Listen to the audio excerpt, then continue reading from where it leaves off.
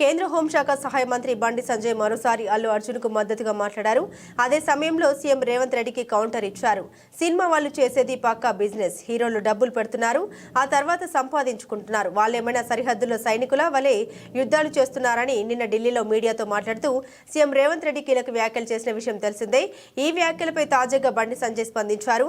Cinema ఎప్పుడు భావోద్వేగాల యుద్ధ భూమేనని అన్నారు. దేశభక్తి ఐక్యతను సినిమా ప్రేరేపిస్తుందని తెలిపారు. దేశభక్తి కేవలం సరిహద్దుల్లోనే కాదు, ప్రజల్లో స్ఫూర్తి నింపడంలో కూడా ఉంటుందని మంత్రి పేర్కొన్నారు. అనేక సినిమాలు, పాటలు దేశాన్ని కదిలించాయని ఈ సందర్భంగా గుర్తు చేశారు. అల్లు అర్జున్ను కావాలని అరెస్టు చేశారని, ఆయన విషయంలో పోలీసుల నిర్లక్ష్యం స్పష్టంగా కనిపిస్తోందని బండి సంజయ్ చెప్పుకొచ్చారు.